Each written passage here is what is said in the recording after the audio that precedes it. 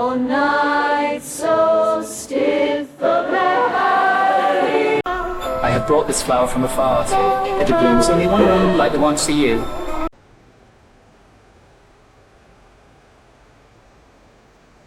Imagine a world lit only by torchlight, where months turned into years and the sounds of armor replaced the voices of loved ones. Far beyond the walls of their homelands, knights and foot soldiers wandered the slow, uncertain roads of war, carrying not only swords and shields, but hidden desires, dreams, and longings that no battlefield could silence. What did these soldiers do when distance, duty, and danger separated them from the warmth of home, and the needs of the human heart could no longer be ignored? To understand the life of a soldier away from home, we must first imagine the world through which he traveled, a Europe of forests and rivers, of rolling hills and misted valleys, of castles perched like silent guardians, and towns clustered around bustling market squares. In medieval times, this was a land of contrasts.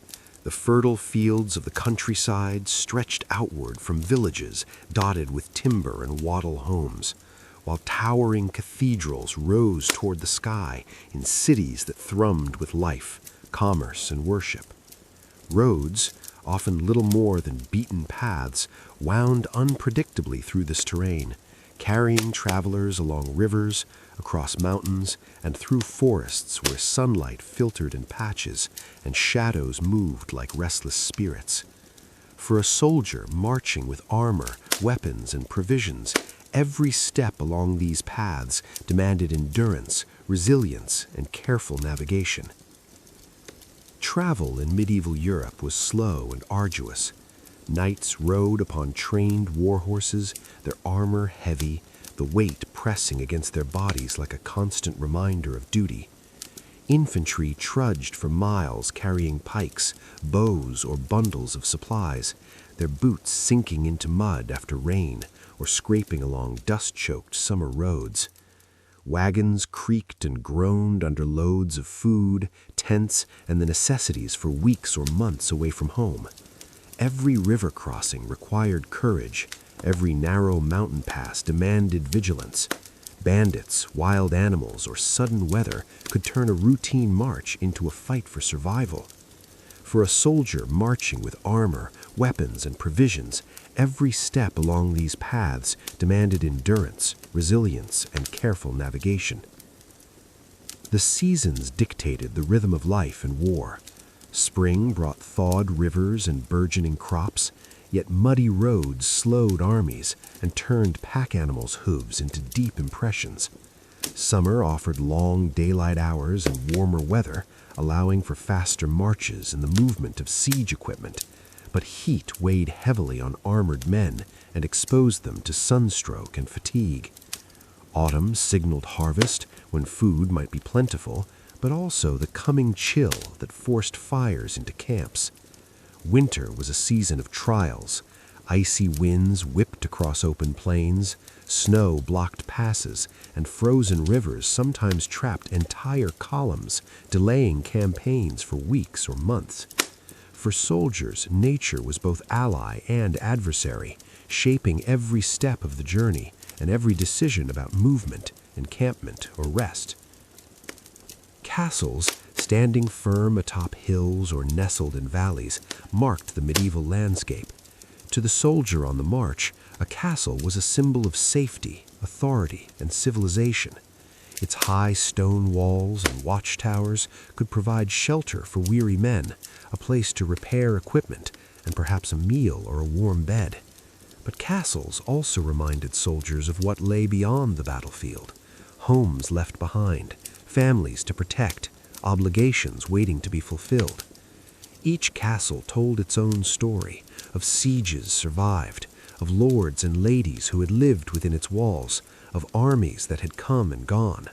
For the traveling soldier, the sight of a castle inspired both awe and longing, a mixture of hope and melancholy that would accompany him through long days of marching.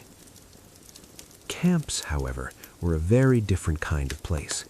Temporary settlements sprang up in fields or forest clearings, organized around tents of canvas and animal hide. Fires smoldered to cook rations, while the smell of sweat, smoke, and iron lingered in the air. In these camps, the soldier's world was reduced to essentials: sleep, food, preparation, and vigilance. Tents were arranged in rough order according to rank and unit, but the chaos of war made organization a constant challenge. Daily life consisted of drills, sentry duties, maintenance of equipment, and preparing for marches or sieges. At night, the camp became a mixture of camaraderie and exhaustion. Men huddled close for warmth, shared stories of home, or sang songs to stave off fear and loneliness. Beyond the practicalities, the environment shaped the emotional lives of soldiers. Forests whispered secrets in the wind, mountains cast shadows that stretched like time itself, and rivers reflected not only the sky, but also the soldiers' memories of home. Soldiers were acutely aware of danger, whether from enemy patrols, disease, or the unforgiving elements. The road was a teacher of resilience, the camp a crucible for endurance. In the midst of hardship, the human need for comfort, connection, and familiarity never disappeared. These were mitigated through ritual, song, storytelling, and the shared humor of men who relied upon each other for both survival and solace. Travel also meant encountering other peoples and cultures. Soldiers passed through towns and villages, witnessing markets filled with merchants, craftsmen, and performers. Bridges and toll stations reminded them of law and commerce. Taverns offered both sustenance and distraction. Yet each interaction reinforced distance from home. Voices were unfamiliar, languages often strange, and customs different. Every encounter, however brief, highlighted what the soldier missed: the stable routine of family life, the familiar cadence of his native tongue, the smells and sounds of his village. The combination of physical exertion, exposure to the elements, and psychological stress forged a soldier's identity as much as any training or combat experience. Long marches taught patience, exposure to the seasons taught adaptability. The proximity of others in camps taught camaraderie and compromise. Yet amid this, longing persisted for warmth, for familiarity, for the reassurance of home. The soldier learned to carry not just armor and weapons, but memory and hope as well. Each step on the road a quiet test of endurance and emotional fortitude. Thus, the medieval world for soldiers was vast and complex. It was a world of natural beauty and harsh adversity, of castles and camps, of rivers and mountains, of seasons that dictated the tempo of life. It was a world that demanded courage, patience, and resilience, and it was a world that constantly reminded soldiers of what they had left behind: hearths that waited, families who prayed, and a life that continued in their absence. Every march, every campfire, every sight of a distant castle reinforced the tension between duty and desire, between survival and the human longing for connection. And so the soldier journeyed onward, step by step, through forests and valleys, guided by the orders of his lord, the rhythm of the seasons, and the quiet, persistent pulse of longing that connected him to a world far beyond the horizon. In medieval Europe, the life of a soldier was defined not only by the road, the camp, or the battlefield, but by the bonds he left behind, bonds that had been carefully constructed long before his journey began. Central among these were the social expectations surrounding marriage, intimacy, and companionship. Marriage was not merely a personal affair, it was a cornerstone of society, a contract binding families, property, and communities together. Love, though often present, was secondary to duty, honor, and the practical concerns of survival and social standing. Every union, whether between peasant or noble, was governed by tradition, expectation, and custom. Travel also meant encountering other peoples and cultures. Soldiers passed through towns and villages, witnessing markets filled with merchants, craftsmen, and performers. Bridges and toll stations reminded them of law and commerce. Taverns offered both sustenance and distraction. Yet each interaction reinforced distance from home. Voices were unfamiliar, languages often strange, and customs different. Every encounter, however brief, highlighted what the soldier missed: the stable routine of family life, the familiar cadence of his native tongue, the smells and sounds of his village. The combination of physical exertion, exposure to the elements, and psychological stress forged a soldier's identity as much as any training or combat experience. Long marches taught patience, exposure to the seasons taught adaptability. The proximity of others in camps taught camaraderie and compromise. Yet amid this, longing persisted for warmth, for familiarity, for the reassurance of home. The soldier learned to carry not just armor and weapons, but memory and hope as well. Each step on the road a quiet test of endurance and emotional fortitude. Thus, the medieval world for soldiers was vast and complex. It was a world of natural beauty and harsh adversity, of castles and camps, of rivers and mountains, of seasons that dictated the tempo of life. It was a world that demanded courage, patience, and resilience, and it was a world that constantly reminded soldiers of what they had left behind: hearths that waited, families who prayed, and a life that continued in their absence. Every march, every campfire, every sight of a distant castle reinforced the tension between duty and desire, between survival and the human longing for connection.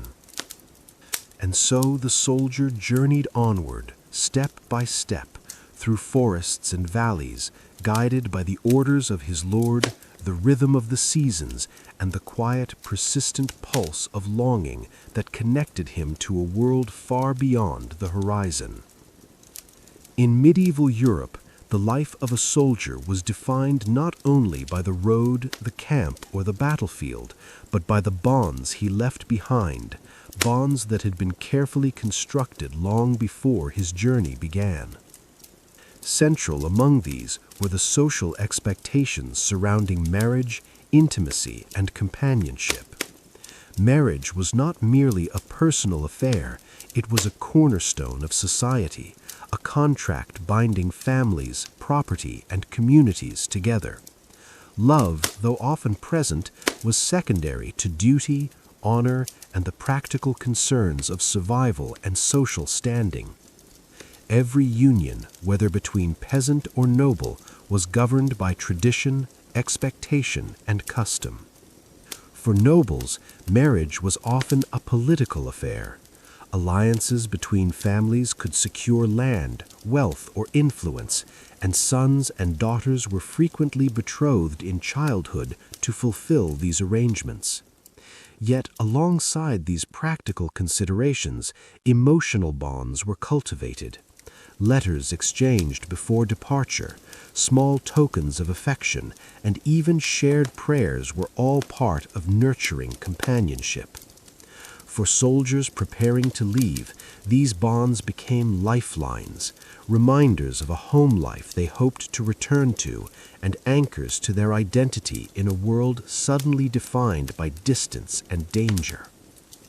For peasants and common folk, marriage was no less important, though it was guided by the rhythm of labor and survival. A wife managed the household, tending livestock, preparing food, and raising children.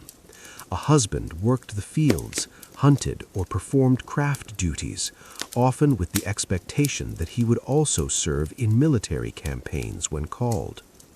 In both cases, intimacy and companionship were interwoven with daily responsibilities, creating a sense of interdependence and mutual reliance. Physical affection, conversation, shared laughter, and religious practice all formed part of the texture of marital life. Soldiers who departed carried memories of these routines, which comforted them in times of hardship. Pause. Soft wind, rustling of leaves.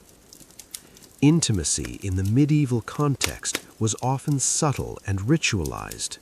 Public displays of affection were limited, particularly among nobility, but small gestures held profound significance. The way a wife braided her hair, the touch of a hand on a shoulder, the quiet presence beside a fire. Companionship was more than physical. It was emotional and spiritual. Husbands and wives relied on shared rituals, prayers, and daily routines to reinforce their bond. For soldiers, these habits were remembered and internalized, transforming into mental anchors during long campaigns, moments when the body and mind yearned for familiarity. The expectation of fidelity was tightly bound to social order and religion. The Church dictated moral codes, prescribing chastity outside marriage and loyalty within it. Men were expected to honor their wives, women their husbands. Infidelity could tarnish reputations, disrupt alliances, and invite scandal or punishment. Yet absence complicated these rules. Soldiers faced months or years away from home with little means to communicate or reassure their spouses. This tension between expectation and reality created an emotional landscape fraught with longing, imagination, and often guilt. Every soldier carried within him the weight of responsibility to perform courageously on the battlefield and to remain morally upright despite the temptation of distance. Companionship extended beyond marriage. Family members, neighbors, and friends formed a web of emotional support that surrounded soldiers even as they departed. Letters, messengers, and tokens helped maintain these connections.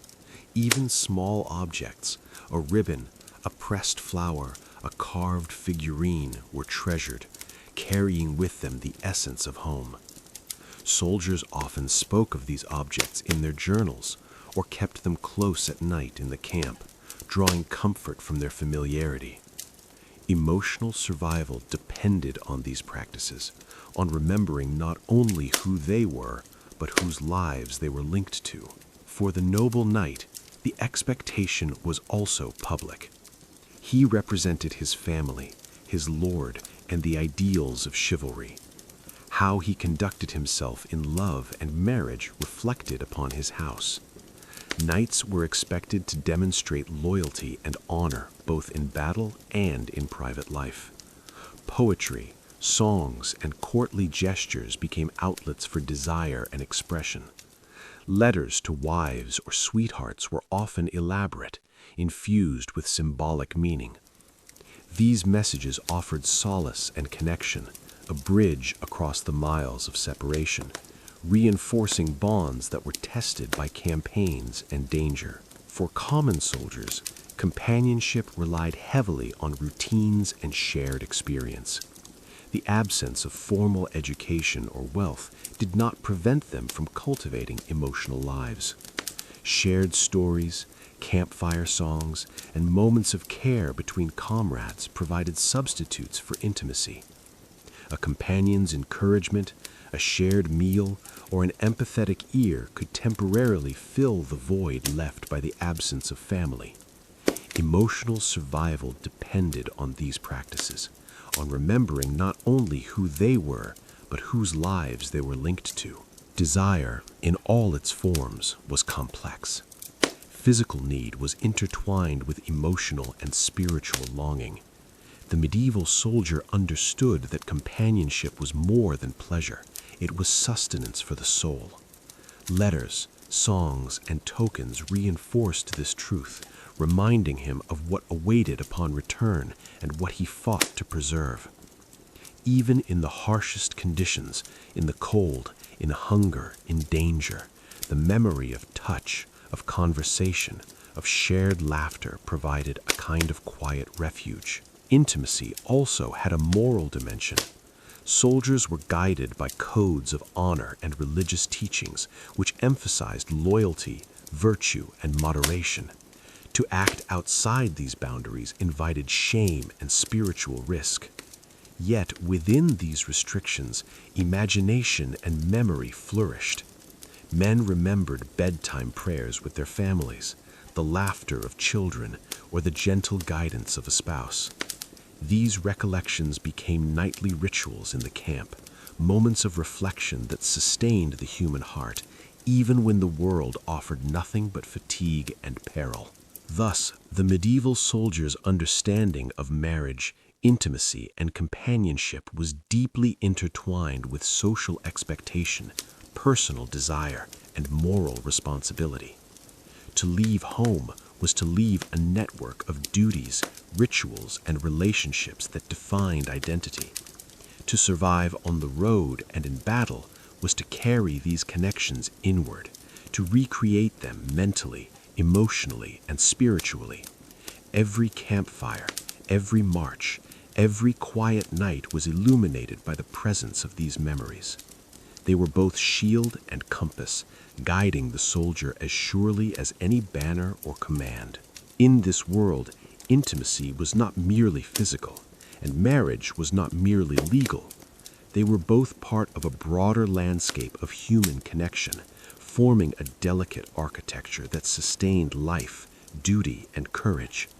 And as the soldier continued his journey, separated by miles, danger, and time, these bonds endured, shaping his actions, guiding his heart, and reminding him of the life he longed to return to. For a medieval soldier, leaving home was never a brief departure. Campaigns in Europe could stretch for months, seasons, or even years. The rhythm of life was dictated by necessity, politics, and the movement of armies, and every day away from hearth and family was a test of endurance, both physical and emotional. Unlike the short absences we imagine today, these journeys often carried men across vast landscapes, through forests, over mountains, and along rivers, placing them in contact with foreign lands, strangers, and constant danger. In the 11th and 12th centuries, campaigns often began with a call from a local lord or monarch. Knights and their retainers, along with foot soldiers and archers, would gather at a designated muster point, carrying arms, armor, and whatever provisions they could afford. From there, armies moved as units, their progress dictated by terrain, enemy positions, and the availability of food and lodging. Travel could be slow. A single day might cover only a dozen miles, and weeks could pass before a town or castle came into view. Each mile widened the emotional distance from the families left behind. For many common soldiers, these campaigns lasted the better part of a year. Winter campaigns were rare because armies were vulnerable to snow, disease, and impassable roads. But during spring, summer, and autumn, men could be on the move continuously. Crusades, border conflicts, and extended sieges sometimes carried soldiers far beyond their homeland. Knights who joined the First Crusade in 1096, for instance, would be away for years, marching across Europe, crossing the Mediterranean, and fighting in distant lands. Peasant levies who joined local feudal campaigns might miss harvests, festivals, and family milestones for seasons at a time. These absences were measured in lifetimes rather than weeks. The uncertainty of return added a layer of anxiety. Soldiers never knew precisely when or if they would see home again. Letters could take weeks or months to travel, if the sender or recipient was literate and able to send them at all. News of illness, births, or death could take months to arrive, leaving soldiers in limbo. Every day away amplified longing, and each night brought a quiet reckoning with absence. A simple thought, the laughter of children, the warmth of a spouse's touch, the scent of home-cooked bread, became a treasure carried invisibly, sustaining the spirit amid hardship. Campaigns were also punctuated by sieges, marches, and encampments, each effecting separation differently. A siege might immobilize an army for weeks, leaving soldiers confined to tents or fortifications, hungry and anxious. Long marches required constant vigilance, reducing sleep and comfort to a minimum. During these stretches, soldiers often clung to memory and ritual. Prayer, song, storytelling, and tokens from loved ones became methods of coping, offering continuity with the lives they had temporarily abandoned. Some armies, particularly those serving lords with extensive holdings, engaged in what was called rotational campaigning.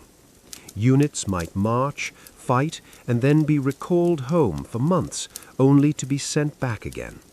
While these breaks allowed some reconnection with family, they intensified emotional strain, as repeated departures reminded soldiers of the fragility of human bonds. Others, particularly mercenaries or professional knights, could be away for multiple years without pause. For these men, separation was a defining feature of life, shaping decisions, behavior, and personal morality in profound ways. Medieval chroniclers frequently noted the effects of extended absence. Letters, diaries, and epic poems reveal soldiers' preoccupation with those left behind, wives, children, aging parents. Some men described waking in tents at dawn and feeling the pang of missing bedtime rituals at home. Others confessed to imagining conversations they no longer could have, or reading letters from spouses repeatedly, memorizing each word as though it were a talisman. These writings illustrate that absence was not a simple matter of physical distance. It was an emotional and spiritual challenge, testing loyalty, courage, and resilience. Long separations also shaped social structures back home. Families learned to endure without their primary provider, adapting routines to compensate for missing labor, protection, and guidance. Wives became managers of household affairs, sometimes handling trade, finances, and even defense. Children grew under the watchful eyes of neighbors and extended family. The soldier's absence reverberated not only in emotion, but in practical life, reinforcing the importance of correspondence, tokens, and reminders of connection. Yet it was precisely the length of these campaigns that allowed soldiers to cultivate inner resilience. Months or years of separation honed patience and reflection. Emotional needs, once externalized through touch, conversation, or daily routine, became internalized. Soldiers learned to carry family in memory, creating rituals that mirrored the routines they had left behind. Nightly prayers, whispered letters, or carved tokens became anchors for the heart, sustaining them when the world was otherwise harsh and uncertain. In some cases, the distance gave rise to substitutions, friendships with companions in the camp, shared meals, storytelling, or songs that reminded soldiers of home. Brotherhood in the camp, while different from familial love, offered an emotional outlet. Humor, song, and shared vigilance helped fill the void. Even temporary interactions with townsfolk or travelers offered solace. And yet, no matter how strong these bonds became, the underlying yearning for home, for familiar faces and steady routines, remained unbroken. The unpredictability of campaigns added another layer of stress. Soldiers could be recalled suddenly or sent to a distant front with little warning. Logistics were imperfect, supplies failed, roads flooded, winter arrived early. These uncertainties meant that the soldier's absence was measured not in neat calendar months, but in rolling uncertainty, a constant reminder of how tenuous connection could be. Every day was both an endurance test and an opportunity to reflect upon the life left behind. Thus, the length of medieval campaigns shaped the soldier's mind, heart, and body. Physical hardship was inseparable from emotional strain.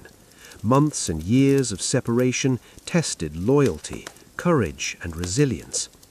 They demanded that men carry home within themselves, in memory and in small tokens, in rituals and prayer, in song and story. Separation was both punishment and teacher, forging a deep understanding of human connection and the fragility of life away from those we love.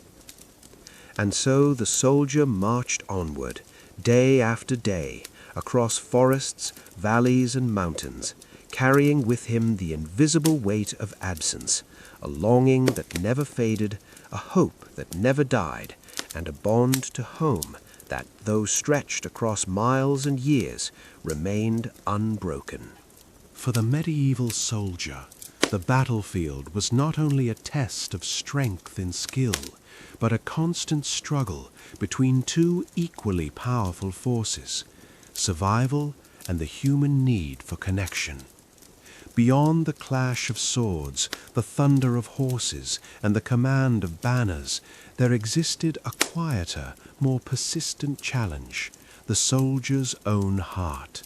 He longed for home, for the familiar routines and faces that had shaped his identity, for the laughter of family, the warmth of a hearth, and the reassuring cadence of everyday life.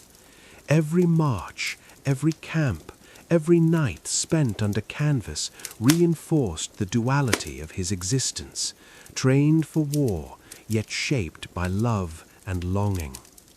Longing for home was more than nostalgia, it was a lifeline. Soldiers carried with them memories of family, village, and the landscapes of childhood, fields where they had hunted, rivers where they had played, markets where they had traded goods alongside parents and neighbors.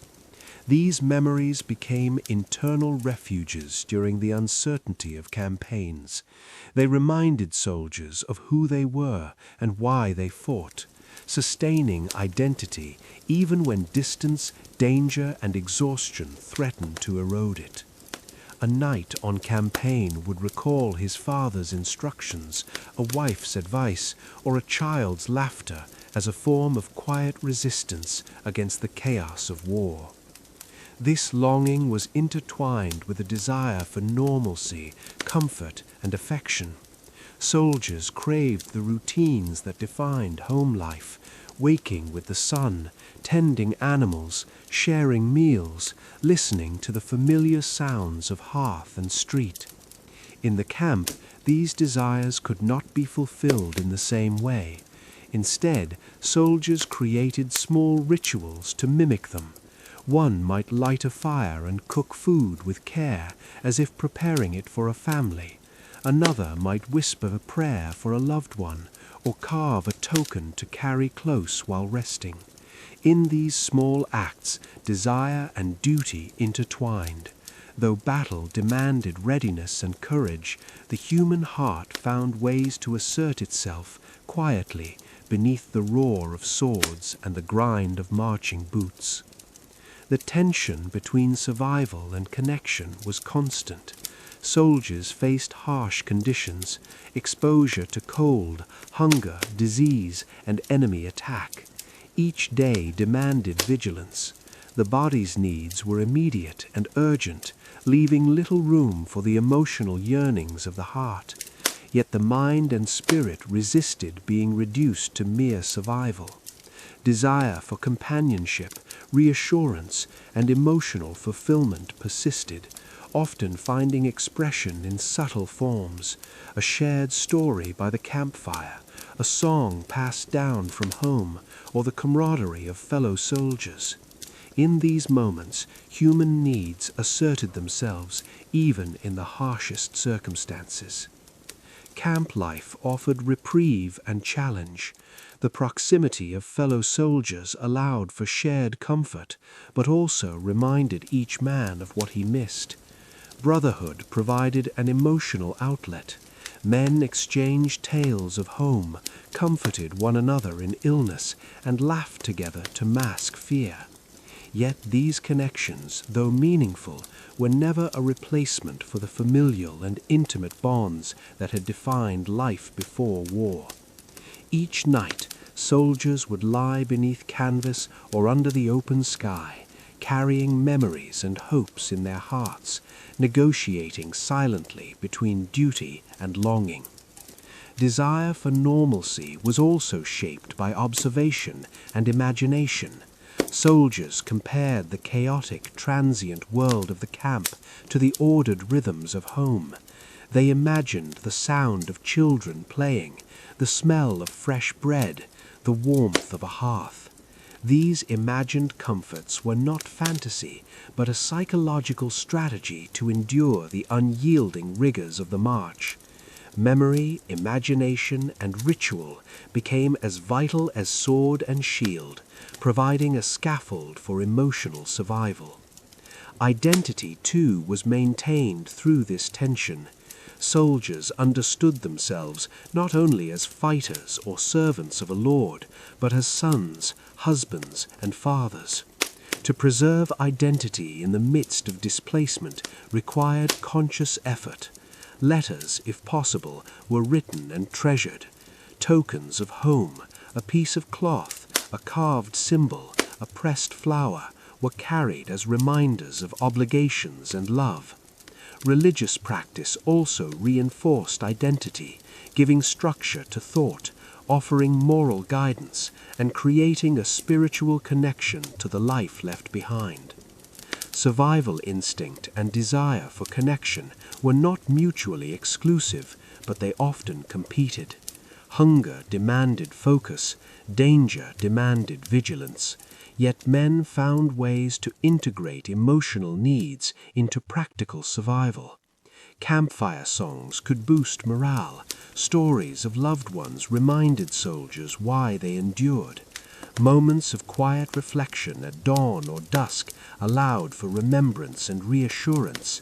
Even fleeting gestures, a hand on a shoulder, shared rations, an encouraging word, sustained emotional life, blending survival with connection. Historical records provide glimpses into this delicate balance. Chroniclers described knights who would take a moment to pray for their wives and children before a siege, archers who hummed folk tunes from their home village as they prepared for battle, and soldiers who kept letters close to their chests for months at a time. These accounts demonstrate that the human heart persisted, even amid hardship. Emotional needs were not a luxury.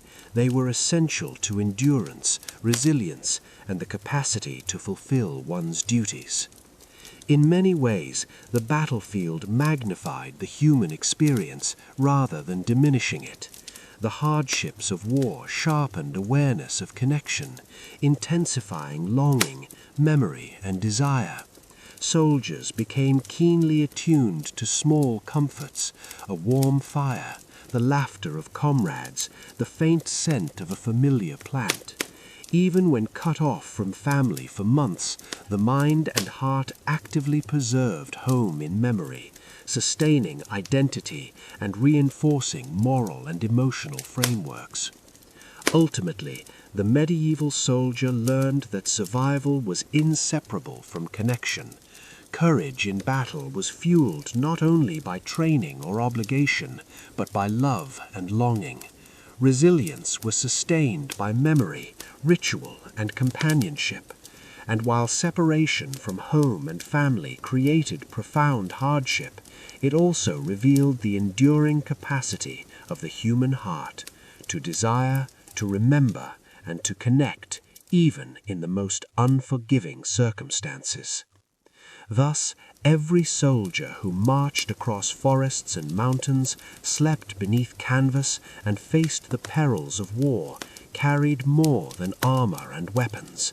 He carried home in his mind, hearth in his heart, and connection in his soul, balancing the demands of survival with the deepest human needs for love, comfort, and identity.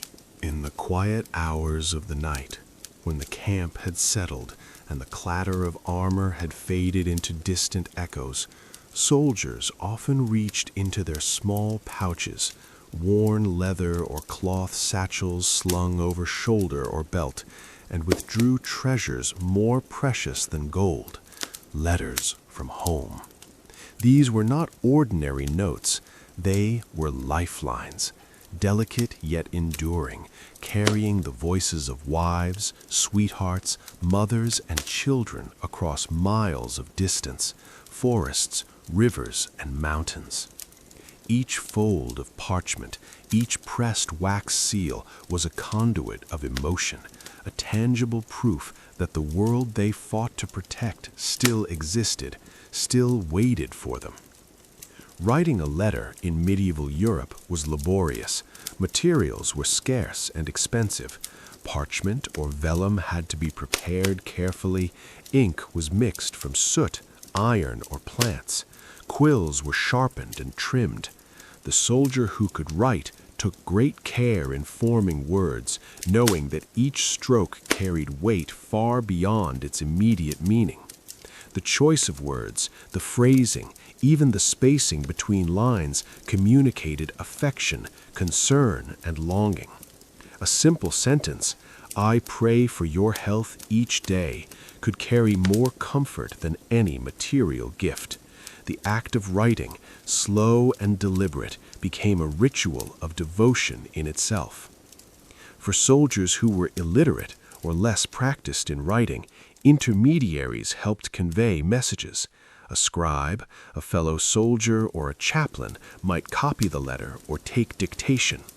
Even then, care was essential.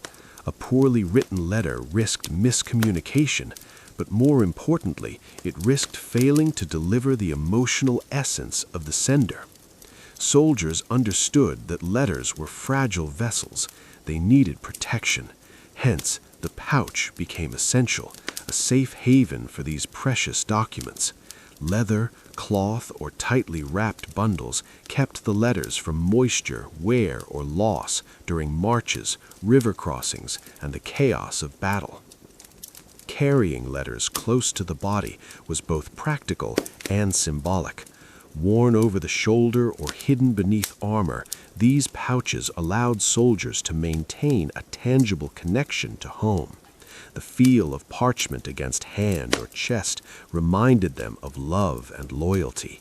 The act of retrieving a letter, unfolding it carefully, reading it by firelight, became a sacred ritual.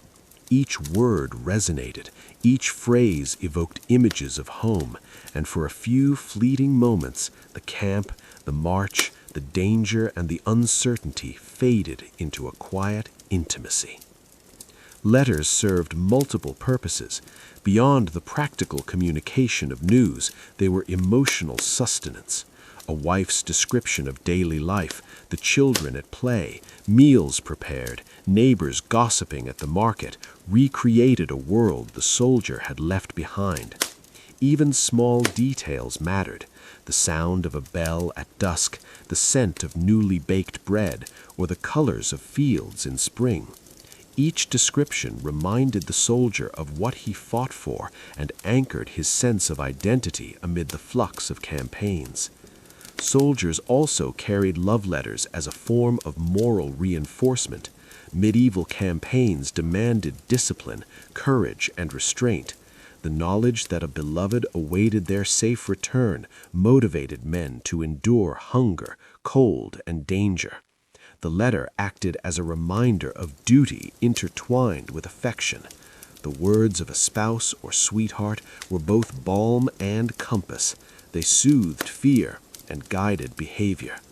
A soldier might read and reread a letter multiple times, memorizing each sentence, each word, storing them as a mental talisman against the uncertainty of the road. The physicality of letters added to their power. The weight of the parchment, the texture of ink, the fold of the paper, the wax seal, all contributed to the sense of presence. Soldiers could smell the faint scent of ink or parchment, trace the edges with fingertips, and feel as though they were touching the sender's intention. These small sensory experiences transformed mere words into a vivid, multidimensional emotional experience. In moments of despair, letters could restore courage and remind soldiers of love waiting far beyond the horizon. Historical records reveal the importance of such letters. Knights and men-at-arms preserved correspondence carefully, sometimes carrying the same letters for months or even years. They were often read aloud to companions during quiet evenings in camp, allowing the community to share in the comfort. Even the act of speaking the words of a loved one aloud reinforced memory and emotional connection, transforming individual longing into a shared experience of hope, loyalty, and humanity. For soldiers without immediate family nearby, letters served as mirrors of desire and emotion. They captured not only love, but the continuity of life, the cycles of seasons, and the rhythm of normal existence. In times of fear or uncertainty, reading a letter allowed the mind to temporarily escape the harshness of the battlefield. For a few minutes, the soldier could imagine home, the warmth of a fire, the sound of a familiar voice, the touch of hands now distant. This private and potent form of emotional nourishment became as important as food, clothing, or shelter. Even the uncertainty of letters' arrival heightened their value. Messengers could be delayed, letters lost, intercepted, or destroyed. The knowledge that a letter might take weeks or months to arrive intensified the emotional significance of each message. It was not simply a note, it was a promise of continuity, a bridge across space and time. Soldiers understood that letters were rare and precious, and so they treated them with reverence, protecting them in pouches, reading them carefully, and remembering the words in solitude. Ultimately, love letters in pouches were more than ink on parchment. They were enduring symbols of connection, hope, and identity. They reminded soldiers of their place in a larger world, of the hearts that waited for them, and of the lives they were committed to protect. In the midst of the harshest campaigns, amid fatigue, danger, and longing, these letters carried warmth, continuity, and the quiet, unwavering pulse of love.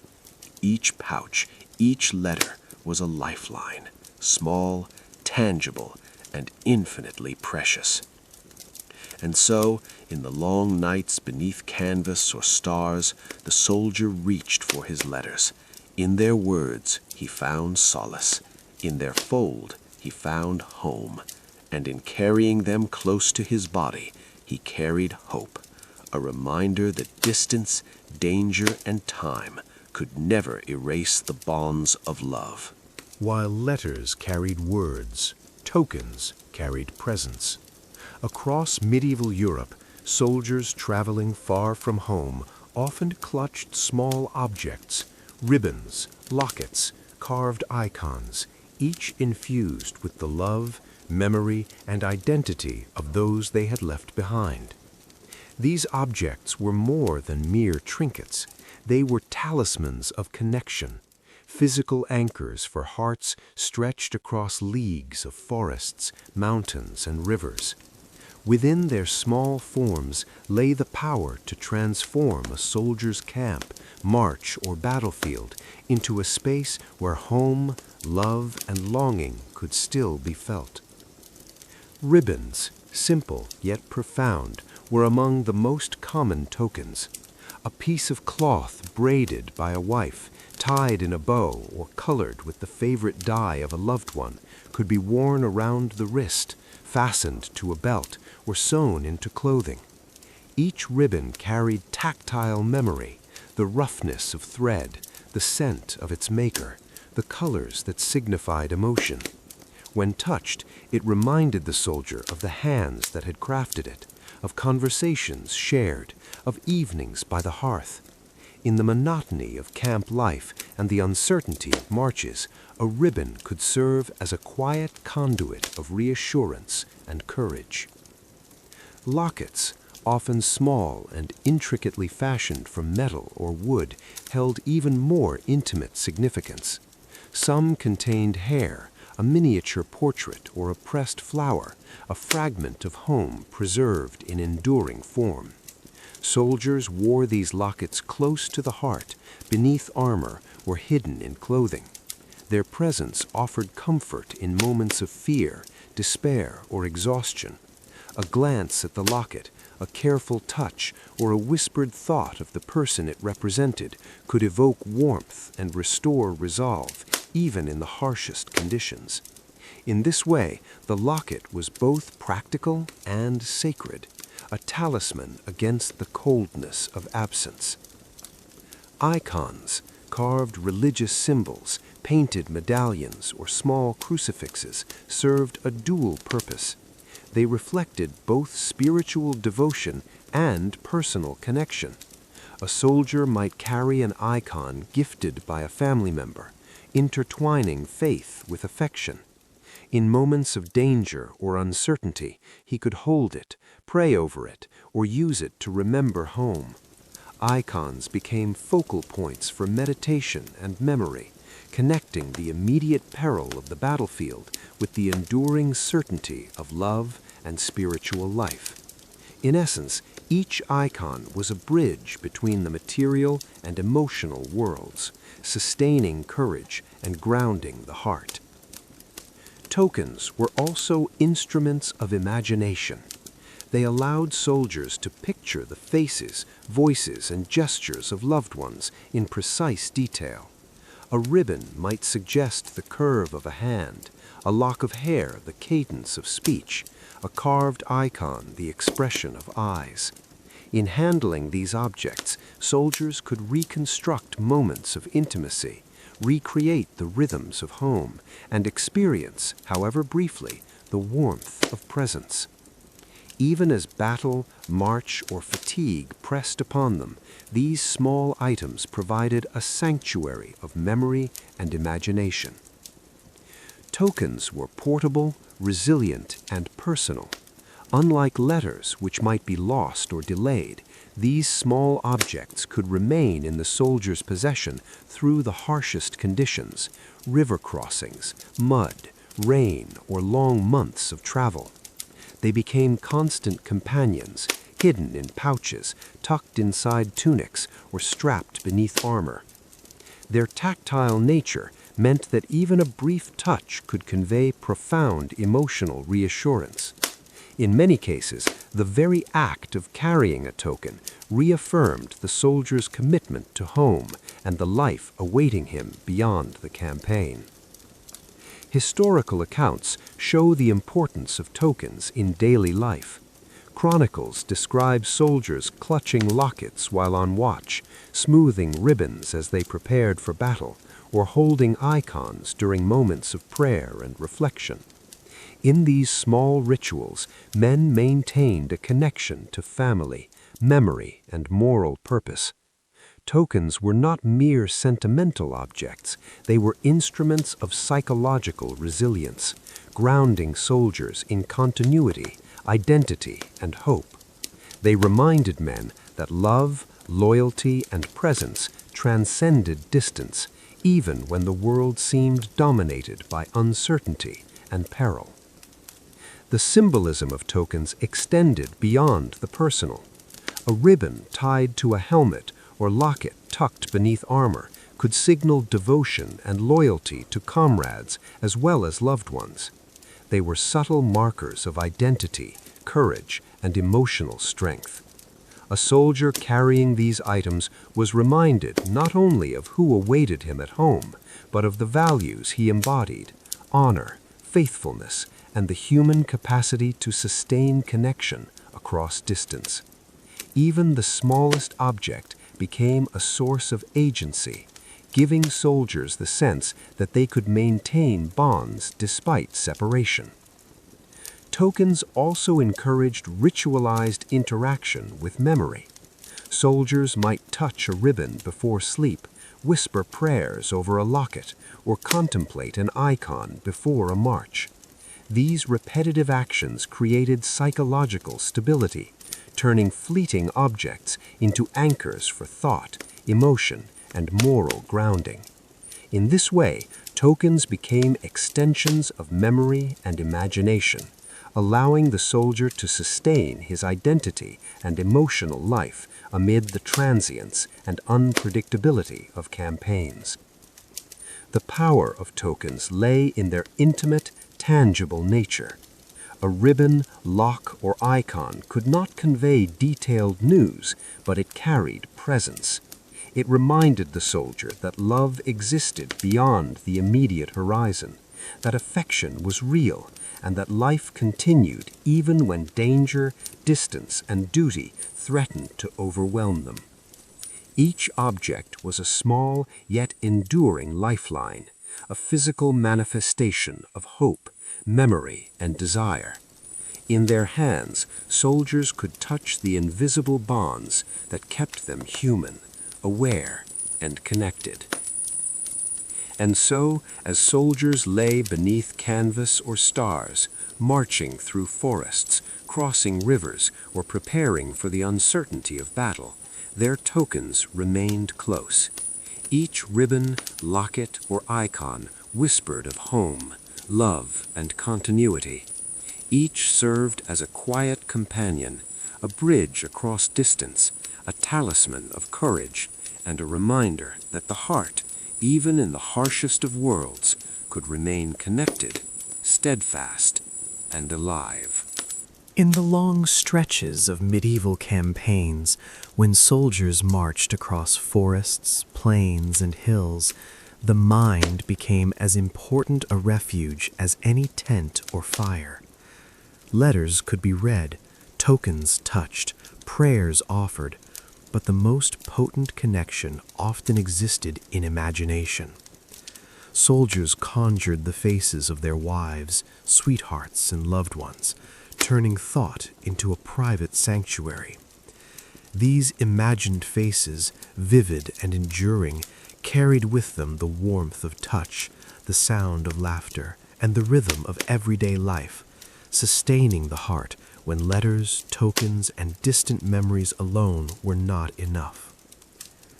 The imagination was a soldier's secret companion.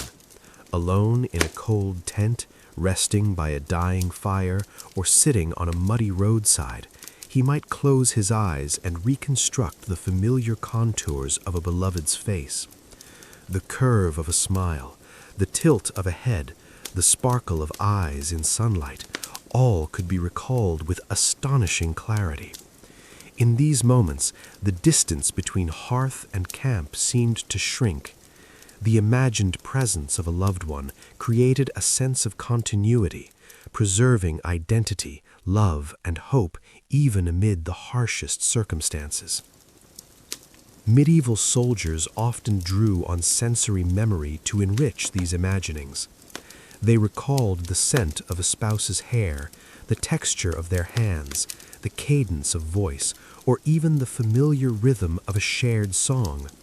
These memories, summoned by thought, became more than mere recollections. They were tools for emotional survival. By vividly imagining the faces of those they loved, soldiers could recreate warmth, safety, and emotional fulfillment in the midst of cold, fatigue, and uncertainty. The mind became a hearth, sustaining what the body and camp could not. This practice of visualization was not trivial. It demanded patience, focus, and emotional discipline. Soldiers who indulged in despair or distraction risked faltering in vigilance, or worse, in battle. By controlling imagination, by intentionally conjuring the image of a loved one, soldiers strengthened their resolve. Each mental portrait carried with it both comfort and motivation. In imagining a wife's gaze, a soldier could remind himself of why he endured hunger, fatigue, and danger. In recalling the smile of a child, he could find courage to face the uncertainty of the next day. The imagined faces of loved ones also fostered moral reflection.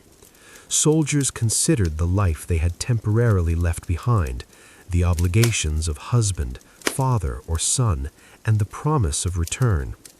Visualizing these faces helped maintain honor and discipline, reinforcing ethical and emotional bonds. It reminded men that war was not an end in itself, but a journey undertaken to protect the continuity of life, family, and community. Each imagined glance from a spouse or sweetheart was a moral compass, guiding behavior, caution, and courage. Beyond individual comfort, these imaginings reinforced emotional memory. Soldiers often combined sensory memory with imagination, reconstructing entire scenarios, shared meals, conversations by the hearth, children at play, walks through familiar fields. These detailed mental recreations were immersive, providing not just fleeting comfort, but sustained engagement of the heart and mind. They allowed soldiers to participate in life beyond the march, keeping connections alive despite the physical impossibility of being present. Historical accounts suggest the significance of this practice. Chronicles and letters often reveal soldiers recalling spouses' expressions during battle, or imagining their presence during prayer or rest. Knights described envisioning the gaze of a beloved as they rode into uncertainty. Archers recited imagined conversations to bolster courage. These practices were neither idle fantasy nor distraction. They were essential emotional tools, cultivated deliberately to endure prolonged campaigns. Imagination became a form of agency, a private means of sustaining connection when letters, tokens, and prayer were insufficient. Imagining loved ones also fostered social and emotional continuity. Soldiers who shared glimpses of these mental images with comrades found empathy and mutual reinforcement. Descriptions of imagined faces, conversations, or gestures allowed men to connect not only with memory, but with human experience. Humor, longing, and shared reflection enriched camp life, transforming personal imagination into communal solace. In this way, imagining faces of loved ones served dual purposes: individual emotional survival and collective support among soldiers. The mental presence of a loved one provided stability during the unpredictable rhythms of medieval campaigns. Long marches, sieges, or sudden engagement with the enemy disrupted time and routine. Soldiers were exposed to harsh weather, hunger, and injury. In these moments, the mind's eye, the ability to vividly imagine those left behind, acted as a shield. It offered psychological comfort, reduced anxiety, and allowed men to endure physical suffering with an inner sense of continuity and hope. Imagined faces were as critical as rations, armor, or weapons to the soldier's survival. Even when soldiers carried letters or tokens, the imagination amplified their effect. A ribbon or lock of hair could spark a mental image of a spouse's face, enhancing emotional comfort. A written line of longing could be read aloud in the mind with imagined intonation, conjuring presence beyond ink and parchment. The mind and heart collaborated, transforming small objects into vivid, sustaining experiences of home and love. In this way, imagination was a bridge across distance, a lifeline sustaining hope, courage, and humanity in a world dominated by absence and danger. Ultimately, the act of imagining the faces of loved ones was a profound exercise in emotional survival. Soldiers were reminded of what they fought for, who awaited them, and why endurance mattered. Each mental image reinforced identity, moral purpose, and the continuity of love.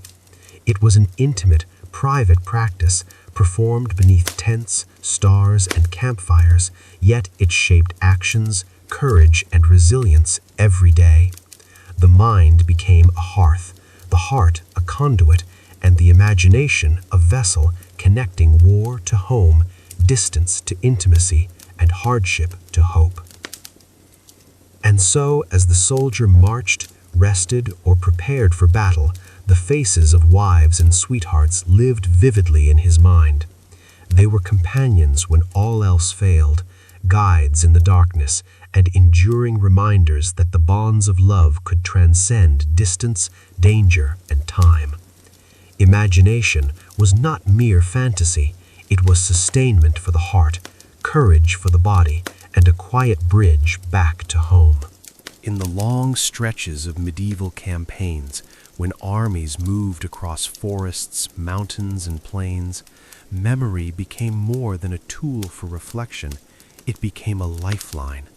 Soldiers carried with them not only weapons and armor, but the vivid recollections of home, faces, voices, scents, and rituals preserved in the heart and mind. Memory was both a refuge and a companion, sustaining the emotional life of men far from hearth and family. In these recollections, a soldier found warmth, identity, and a sense of continuity amid uncertainty and danger. Memory allowed soldiers to recreate the world they had temporarily left behind. They recalled the laughter of children, the sound of a spouse's voice, the rhythm of household routines, and the changing seasons in familiar fields. Even small details, the texture of a tablecloth, the aroma of baked bread, the smell of earth after rain, could provide a vivid, almost tangible connection to home. In the absence of letters or tokens, these recollections became primary means of emotional fulfillment, offering comfort in solitude and reassurance in adversity. The act of remembering was deliberate. Soldiers did not merely passively recall images, they reconstructed them in sequence with detail and emotion, creating entire mental landscapes. A knight might remember a morning spent with his wife in the garden, replaying the sunlight on her hair, the cadence of her words, and the gentle laughter of children playing nearby. A common foot soldier might recall conversations with neighbors, the familiar sounds of livestock, or the warmth of a shared meal by the fire. These memories were immersive, engaging all senses and providing a temporary yet profound escape from the rigors of camp life. Memory also fulfilled a moral and motivational role. Soldiers drew courage from recollections of home, using them to guide behavior and sustain hope. The image of a loved one could reinforce discipline in battle, remind men of duty, and anchor them to ethical principles. A soldier might hesitate to act recklessly, imagining the grief his family would feel if he were lost. In this sense, memory was both emotional sustenance and a compass for conduct, merging the personal and moral dimensions of life during campaigns. Tokens and letters often amplified the power of memory. A ribbon, lock of hair, or carved icon could trigger detailed recollections, transforming tactile experience into emotional nourishment. A single line from a letter could evoke vivid scenes, a shared evening meal, a whispered prayer, or a tender gesture. Memory became layered, anchored in objects, enriched by imagination, and reinforced through ritualized reflection. These intertwined practices allowed soldiers to sustain emotional life despite months or years of absence from home. Memory also provided continuity of identity. Soldiers were defined not solely by their military role, but by their relationships, duties, and experiences at home. Recalling these connections reminded men of their humanity and purpose. A knight did not merely recall his spouse, he recalled the values, commitments, and responsibilities intertwined with that relationship. A foot soldier did not merely remember a child, he remembered the social and emotional bonds that gave meaning to life beyond the battlefield. Memory preserved identity in the midst of disruption, providing stability in a world constantly shifting with danger and displacement. The psychological benefits of memory were profound. Studies of historical campaigns show that soldiers who actively maintained recollections of home, whether through mental visualization, storytelling, or prayer, coped more effectively with stress, fatigue, and uncertainty. Memory functioned as a form of mental rehearsal, training soldiers to endure and adapt. Recollections of familiar landscapes, routines, and faces provided emotional ballast, allowing the heart to remain open and resilient even amid prolonged campaigns. Memory could also be a shared resource. Soldiers often recounted stories of home to comrades, weaving individual recollections into collective narratives. This practice reinforced camaraderie and empathy, providing communal comfort in addition to private fulfillment. Shared memory transformed personal longing into collective resilience. A soldier telling of a spouse's favorite song, a child's playful antics, or a village festival allowed others to participate in the emotional landscape of home, fostering a sense of connection even in absence. Memory, however, was not purely comforting. It could also evoke longing and pain, reminding soldiers of what they had temporarily left behind. Yet even this bittersweet quality reinforced endurance. Longing became motivation. The ache of absence reinforced hope, commitment, and purpose.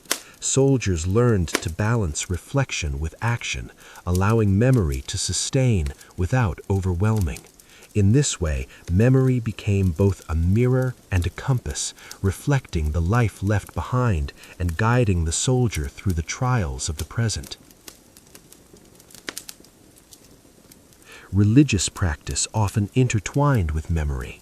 Prayers, recitations, and meditations invoked images of family, community, and home alongside spiritual devotion.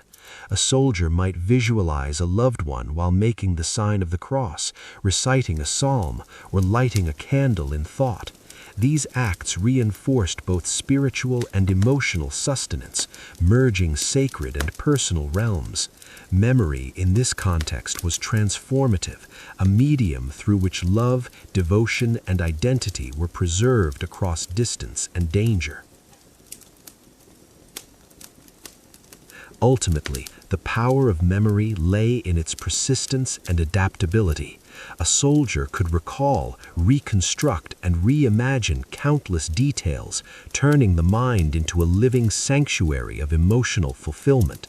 Memory allowed soldiers to experience presence where none existed, to feel connection despite separation, and to endure with courage and hope.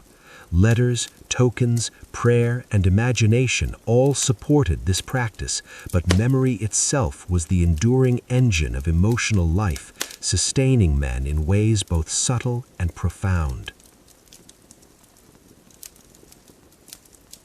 And so, in the quiet of night or the stillness of a dawn march, soldiers drew deeply upon memory.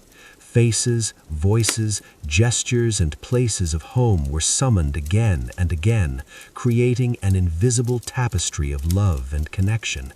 In memory, the soldier found not only comfort, but courage, not only longing, but fulfillment. Memory became a hearth for the heart, a shield for the mind, and a quiet companion in the long journey of distance, duty, and desire.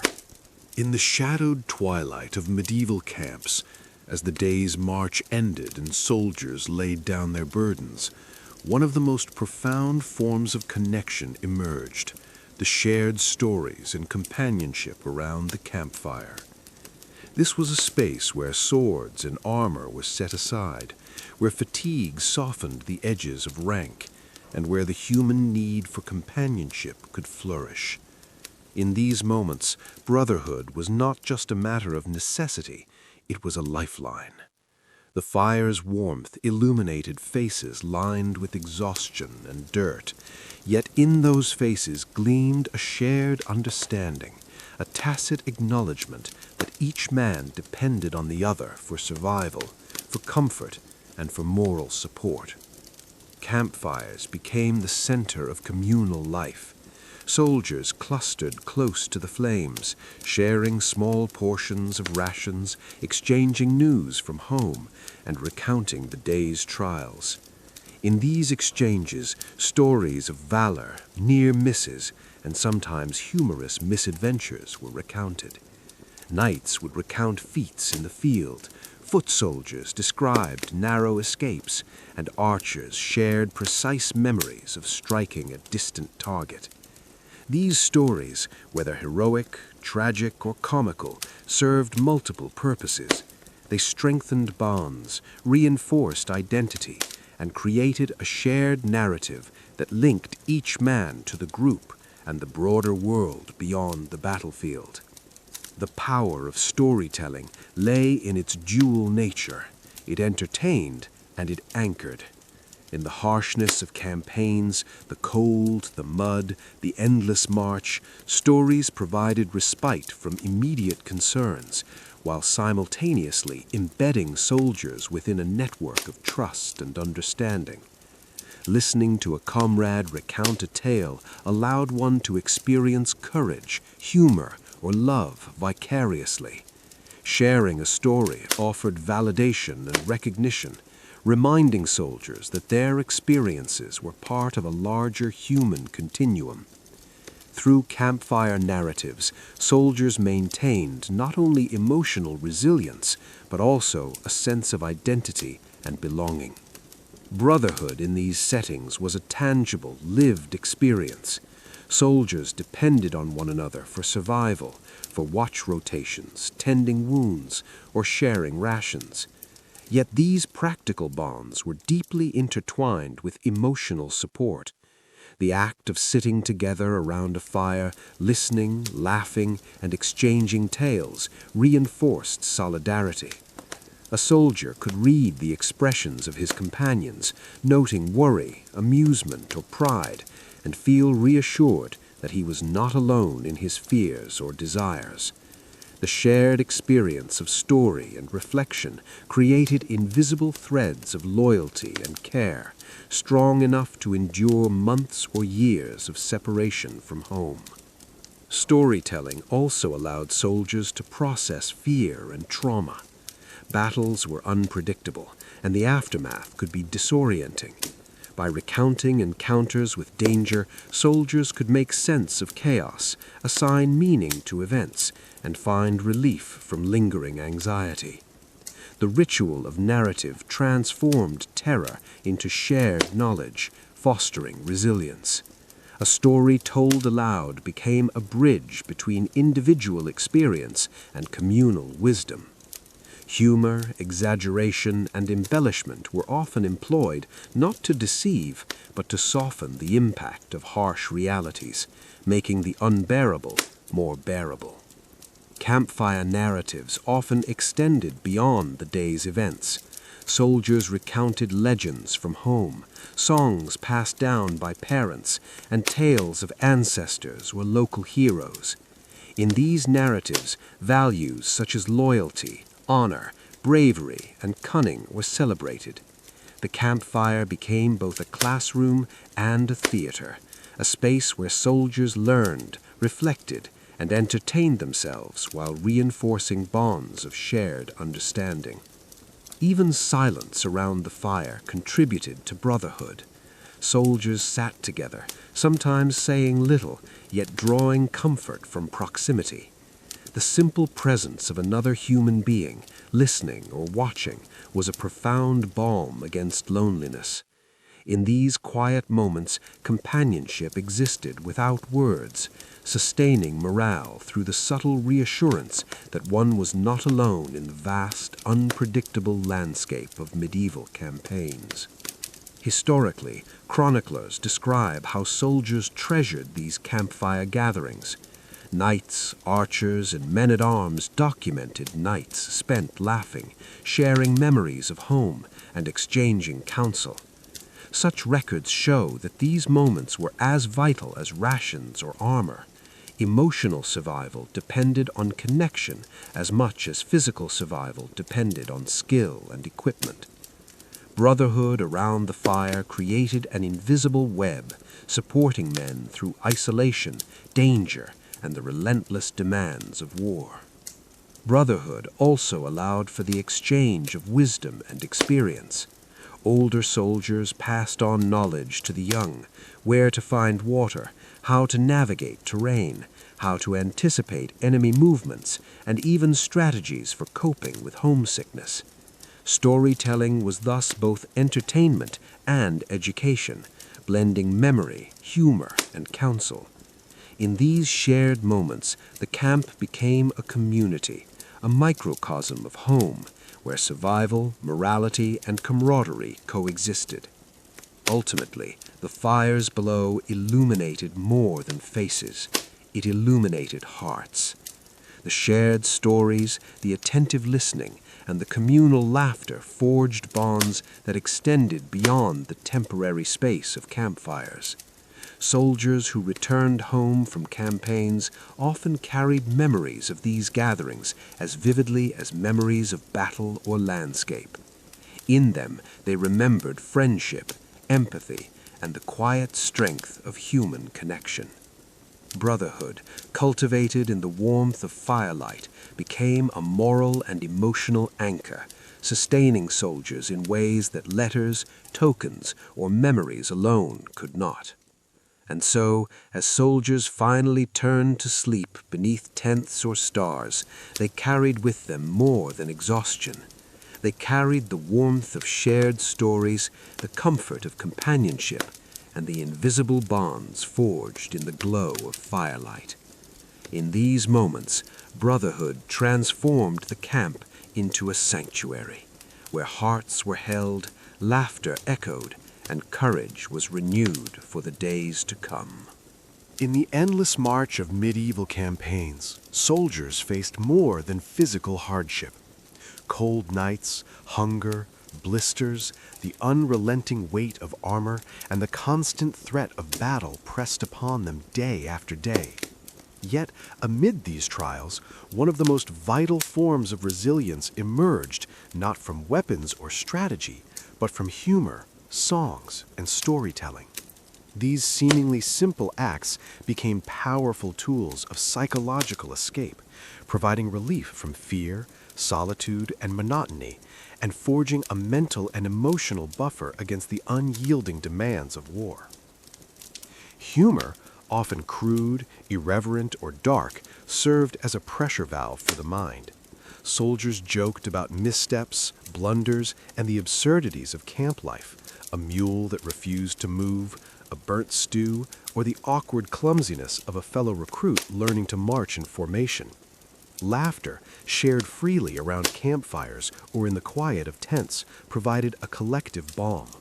It reminded men that they were human, capable of joy even amid fatigue and danger. Humor validated experience, allowed men to acknowledge fear without being consumed by it, and strengthened bonds by transforming shared suffering into shared amusement. Songs were equally potent. Minstrels and soldiers alike sang ballads of heroes, battles, or romance. Others improvised verses about life in camp, exaggerated exploits, or playful jabs at comrades and commanders.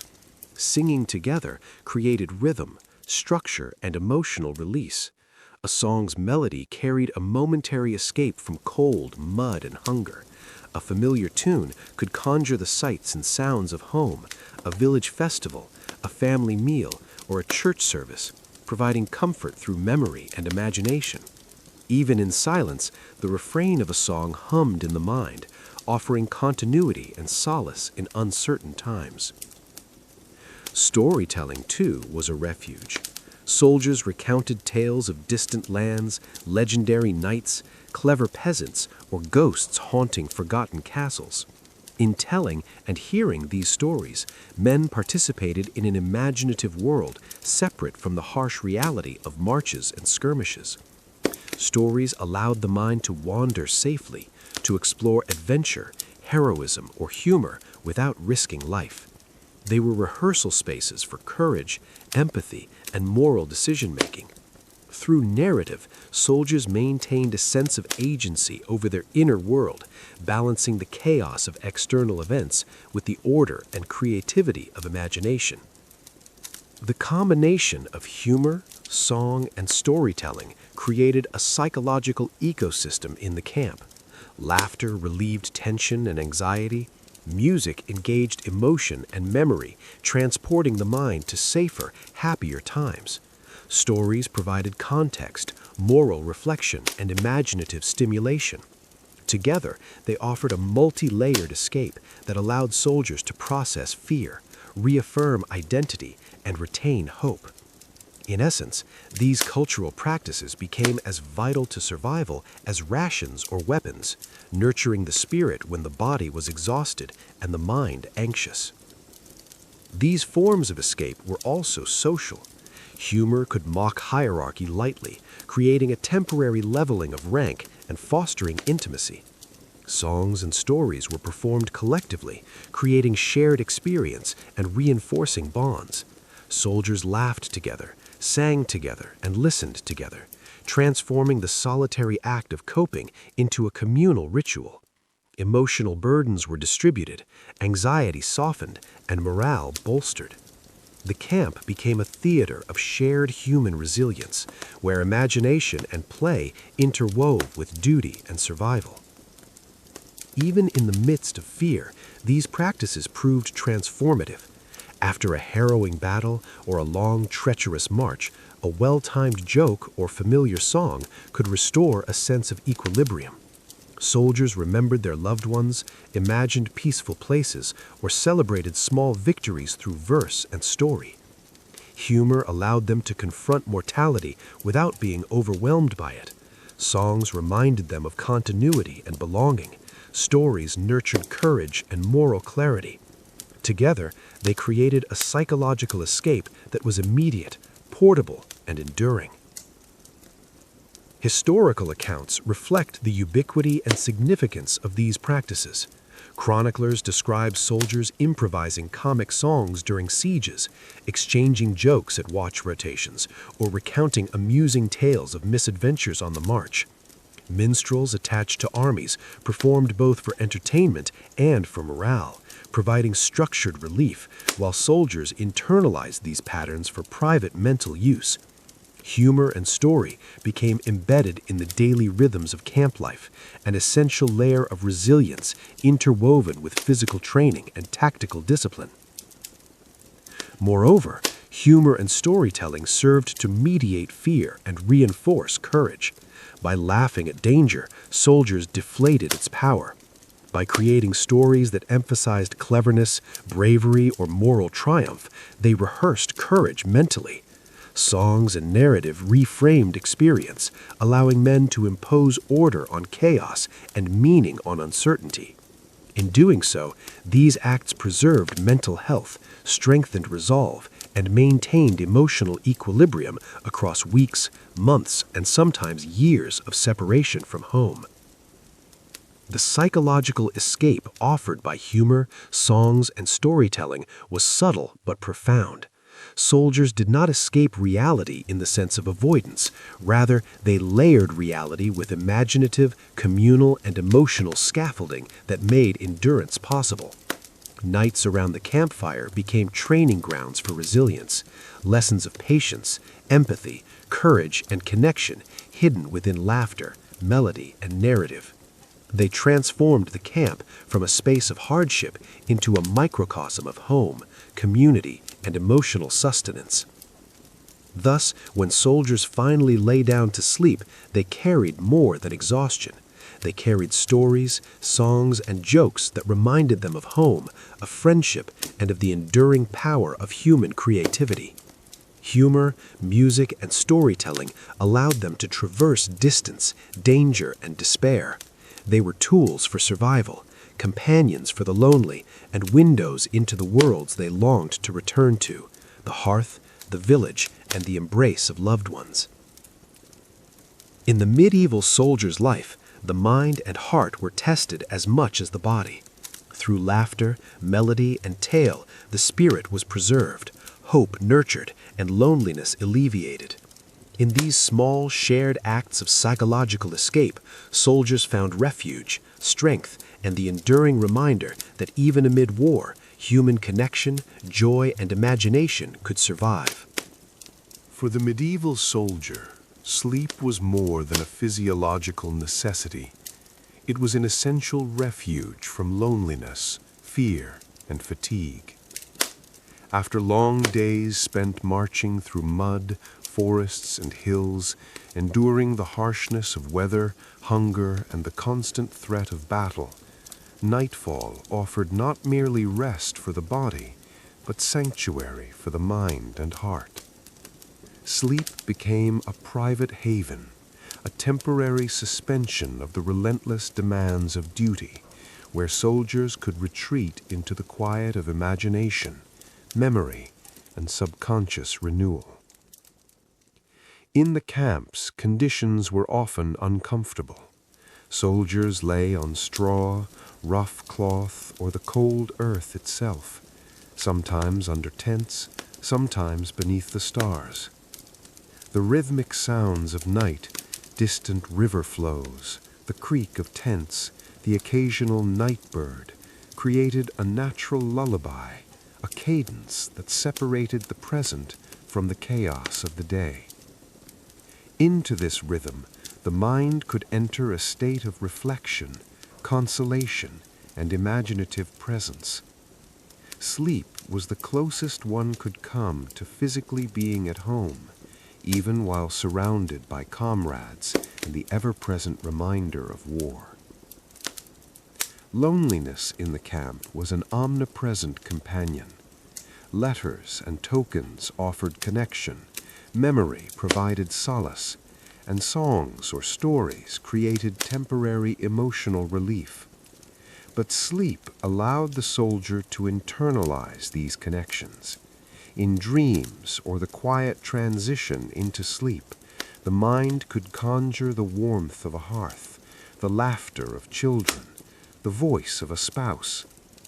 Even in solitude, sleep enabled the recreation of home, the restoration of emotional energy, and the reinforcement of identity beyond the role of soldier.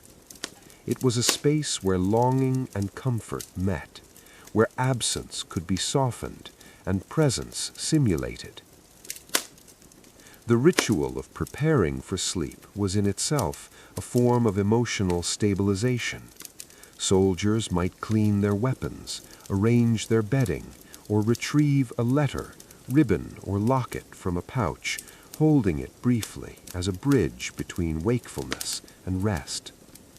These actions allowed the mind to transition from vigilance to temporary safety, creating psychological separation from the demands and dangers of the day. Sleep became more than rest.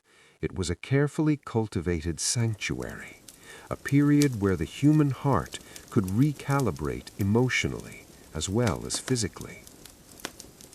In this private time, imagination often intertwined with memory. Soldiers visualized the faces of loved ones, replayed conversations, or reimagined moments of tenderness or humor. The mind rehearsed reunion, joy, and comfort, transforming sleep into a rehearsal of hope. Even brief dreams could sustain courage, reduce anxiety, and reinforce social and emotional bonds, allowing men to awaken renewed in spirit, even if physically weary. Sleep, in this sense, became a partner in emotional survival. Sleep also offered a rare form of equality and security. In wakefulness, rank, skill, and hierarchy dominated interactions. Knights and foot soldiers, archers and men-at-arms navigated complex social structures. But in sleep, all were vulnerable. All shared the human need for restoration. This common vulnerability reinforced subtle bonds of empathy and solidarity. The knowledge that one was not alone in weakness, even if silent and unconscious, offered psychological comfort, a shared human experience amid the strictures of martial life. The act of sleeping beside comrades, however uncomfortable or crowded, provided a sense of proximity to community. Even without conversation, the presence of others mitigated isolation. The rhythmic breathing of companions, the occasional movement, or the warmth of shared space became soothing reminders that no soldier existed in total solitude. Sleep transformed physical closeness into emotional reassurance, weaving an invisible safety net of presence that softened the psychological toll of prolonged absence from home. Historical accounts describe the ways soldiers treated sleep with care. Tents and straw were arranged to provide as much comfort as possible, and soldiers often clutched small tokens, letters, or personal items while lying down. Some recited brief prayers or meditations before sleep, invoking protection, courage, and the presence of loved ones. These practices demonstrate that sleep was not a passive state, but an active, ritualized refuge, a time to safeguard the heart and mind, to reinforce identity, and to prepare for the uncertainty of the coming day. Sleep also facilitated the integration of experience. During long campaigns, soldiers accumulated trauma, exhaustion, and fear. In sleep, these experiences could be processed, anxiety tempered, and emotional equilibrium restored. Dreams often provided a bridge between memory, imagination, and emotional reality, allowing men to visit home mentally, relive comforting rituals, or rehearse desired outcomes.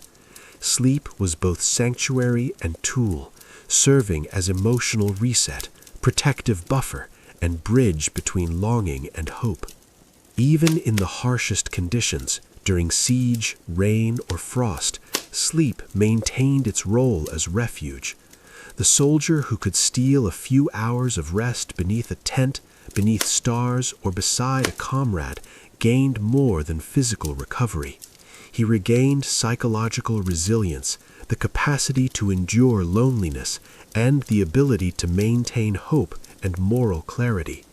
Sleep allowed the heart to remember warmth, to sustain desire for connection, and to transform the isolation of war into a space of temporary safety and restoration.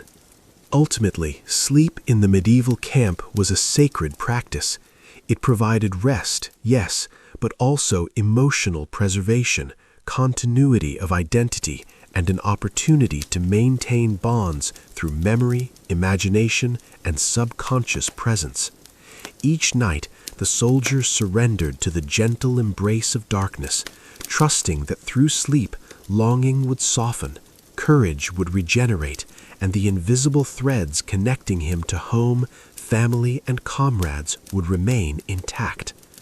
And so, as soldiers drifted into slumber beneath canvas, stars, or the open sky, they found refuge from loneliness. Sleep became sanctuary, companion, and bridge, a quiet, essential safeguard for heart and mind, allowing men to endure the harshness of campaigns, the separation from home, and the uncertainty of war with hope, courage, and human resilience intact. In the life of a medieval soldier, the march was relentless, the camp often harsh, and the dangers constant. Yet, amid the fatigue and hardship, towns, villages, and countryside offered fleeting but vital reprieves. Festivals, taverns, and the generosity of local hosts provided moments of warmth, indulgence, and human connection.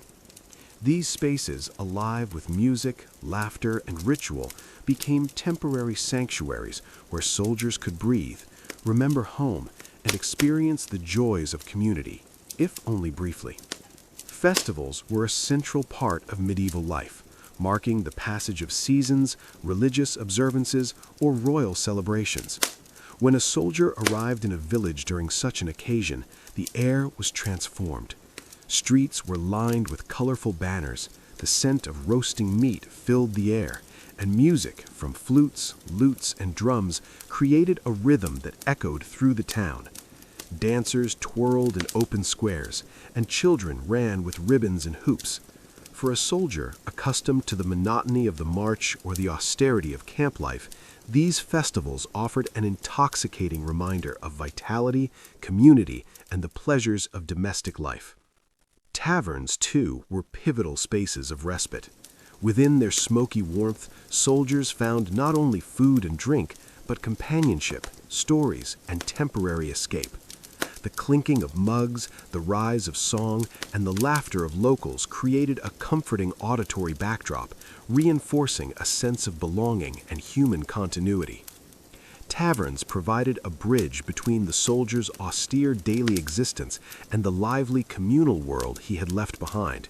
Here he could share tales of his travels, listen to local legends, or simply enjoy the rhythm of conversation and song. Local hosts, whether innkeepers, tavern keepers, or farmers offering lodging, played a crucial role in this system. Their hospitality transformed strangers into temporary members of the community, providing shelter, sustenance, and social contact. A simple bedstraw, a shared meal, or a warm fire offered more than physical comfort. It reinforced a soldier's emotional and psychological resilience. The kindness of strangers reminded men that the world still held warmth, care, and trust, even amid the uncertainty and danger of war.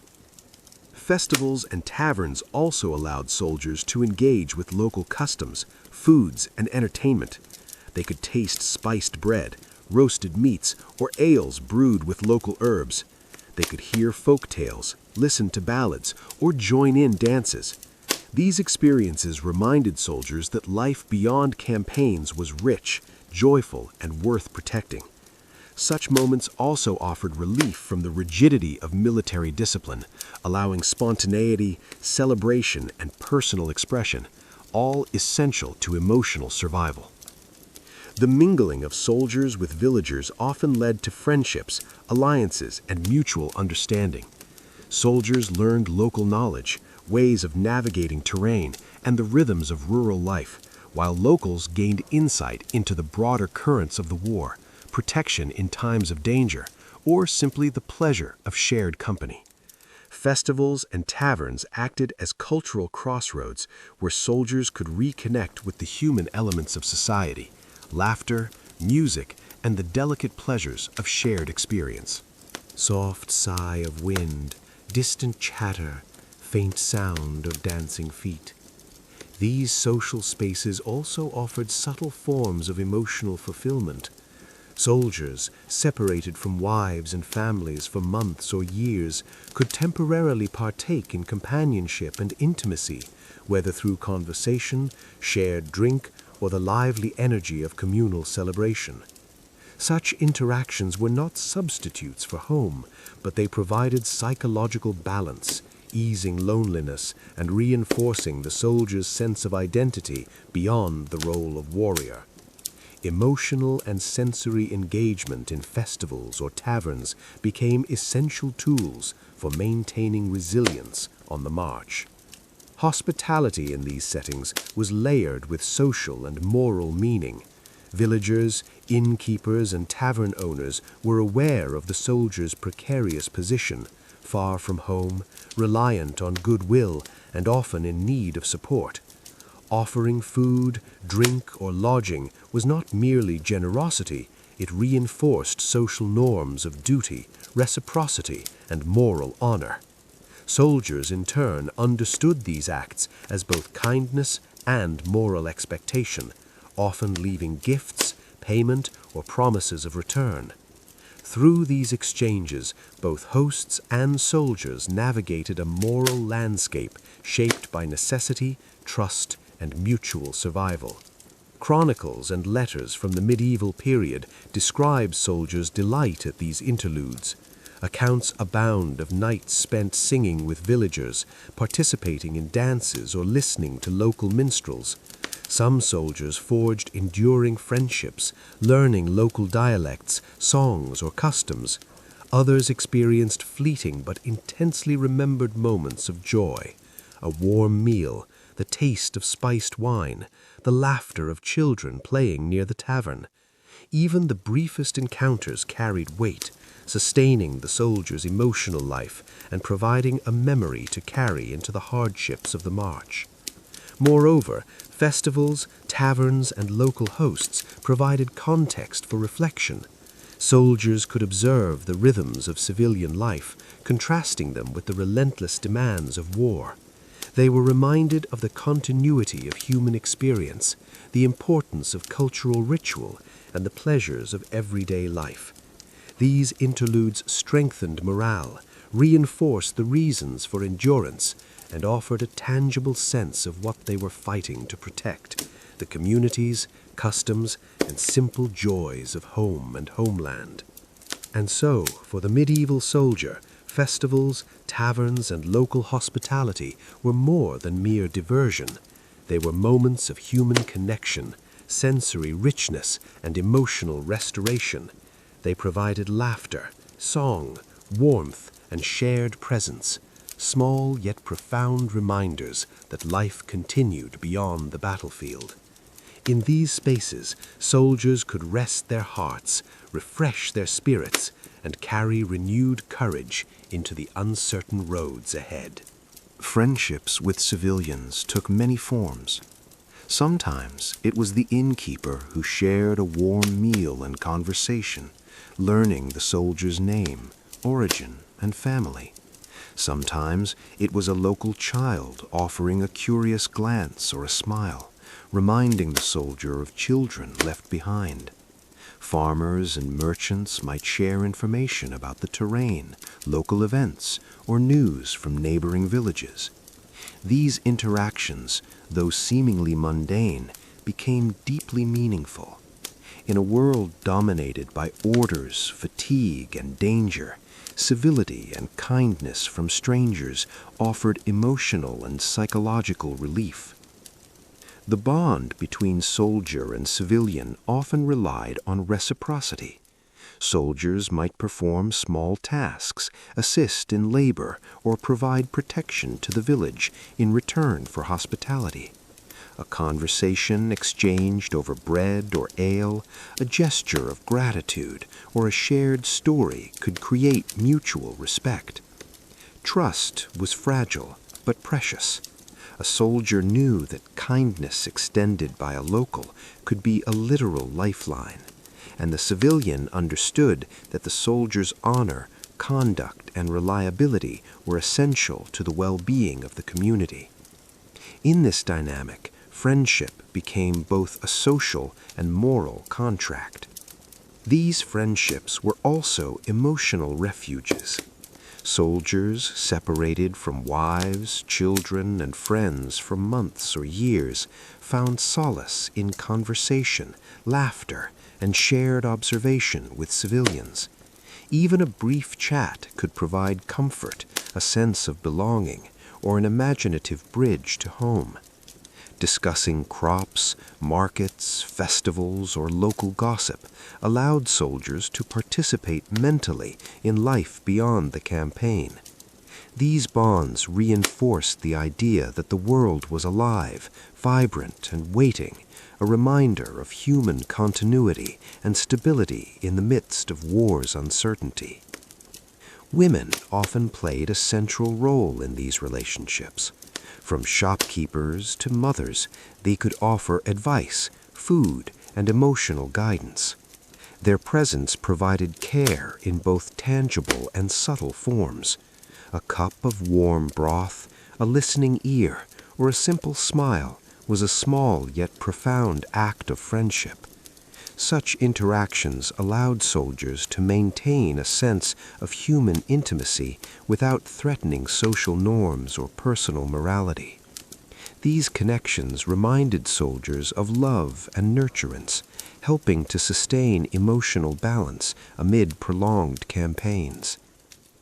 Historical accounts describe soldiers forming close bonds with local youth, craftsmen, and merchants. Some soldiers were invited to assist in fairs or markets, learning skills or engaging in playful competition.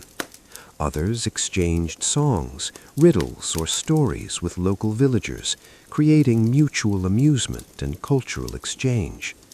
Even short-lived interactions often left lasting memories. Soldiers would recall the helpful baker, the clever child, or the kind innkeeper years later, evidence that the human connections forged during campaigns could endure mentally and emotionally long after the war ended. Civilians, too, benefited from these friendships. Soldiers offered protection, shared news from afar, or contributed labor during times of need. They brought stories of distant lands, providing a bridge between the local and the wider world. Villagers learned from soldiers' experiences, gaining perspective on geography, military strategy, or social customs elsewhere. Friendship became a two-way street, a mutual exchange of trust, kindness, and knowledge, sustained by respect and necessity. These relationships also offered subtle psychological reinforcement. For soldiers, civility and kindness from strangers reinforced hope, moral clarity, and the sense that the world was not solely danger and hardship. It provided emotional balance, helping to counteract homesickness, fatigue, and despair. Friendship allowed soldiers to engage in empathy, conversation, and shared enjoyment, critical skills for maintaining social cohesion within the camp itself. Emotional resilience gained outside the military sphere strengthened cohesion and morale among comrades, creating a ripple effect of psychological well-being. Friendships with civilians also reinforced cultural norms and moral identity. Acts of generosity, hospitality, and trust reminded soldiers of ethical standards even when removed from the structure of their military hierarchy. Civilians, too, judged soldiers' conduct, creating subtle incentives for ethical behavior. By interacting with local communities in good faith, soldiers navigated a moral landscape that complemented their emotional and social needs, reinforcing both personal integrity and communal bonds. Ultimately, these friendships were profound in their quiet influence. They provided emotional respite, social connection, and moral grounding. They were reminders that the soldier existed not only in a world of battle and command, but within a larger human community. Through casual conversation, shared labor, and kindness exchanged over food or stories, soldiers maintained hope, identity, and psychological equilibrium. Even brief encounters left an enduring impression, a mental and emotional anchor during the long stretches of campaigns. And so, the soldier returned to camp each evening carrying more than provisions or news. He carried the memory of laughter, the warmth of shared meals, and the subtle reassurance of friendship with those outside the military hierarchy. These bonds were ephemeral, often fleeting, yet their emotional and moral weight was profound. In the harsh world of medieval campaigns, the friendship of civilians offered a rare and vital bridge to the life the soldier hoped to return to, a bridge built of trust, kindness, and shared humanity. In the end, friendships with civilians reminded soldiers that even in the chaos of war, human connection endured. They offered solace, laughter, and trust. They strengthened courage, reinforced morality, and nurtured the heart. For the medieval soldier, these friendships were quiet lifelines, linking the soldier to the world beyond the battlefield and sustaining the soul in ways both subtle and profound. In medieval Europe, hospitality was not merely a courtesy, it was a cornerstone of social life, morality, and survival. Soldiers traveling through villages, towns, and castles often depended on the generosity of strangers for food, shelter, and comfort. Hospitality formed a delicate web connecting military, civilian, and spiritual life, reinforcing social cohesion and moral duty. For the weary soldier, a hospitable innkeeper, a welcoming farmer, or a generous lord could transform a night of uncertainty into a sanctuary of warmth, safety, and reassurance. Hospitality in medieval culture was deeply rooted in tradition and expectation. Guests were to be treated with care and respect regardless of social class. It was a moral obligation intertwined with honor and faith. Offering food, drink, and shelter was a tangible reflection of virtue, signaling generosity, prudence, and awareness of communal responsibility. In a time when travel was fraught with danger, the provision of shelter and sustenance was often a literal matter of life and death, elevating hospitality from courtesy to essential societal glue. For soldiers, hospitality had immediate practical importance. After days of marching across rugged terrain, they arrived hungry, exhausted, and exposed to the elements. A warm meal, a bed of straw, and a fire could restore both body and spirit. But the significance went beyond nourishment. Hospitality provided soldiers with psychological relief, a temporary reprieve from the unrelenting pressures of campaigns. The act of being welcomed into a home or inn reaffirmed that kindness and human connection still existed outside the battlefield, offering solace to hearts stretched thin by fatigue, separation, and longing. Hospitality also served as a conduit for cultural exchange and mutual understanding. Soldiers learned local customs, observed rituals, and experienced foods and music unfamiliar to them. In turn, hosts learned about the broader world, war, and distant towns through the soldiers' stories and experiences. This exchange fostered empathy, social cohesion, and shared moral frameworks, binding communities together despite the disruptions of war. Through hospitality, soldiers were not just visitors, they became temporary participants in the life of the community. The morality of hospitality was emphasized in religious and social norms. The church reinforced the duty to care for travelers, the poor, and those in need. Knights and nobles were expected to extend protection and sustenance to strangers as an expression of honor and divine duty. Soldiers, too, understood these norms and often reciprocated through respectful conduct, assistance with labor, or protection of hosts.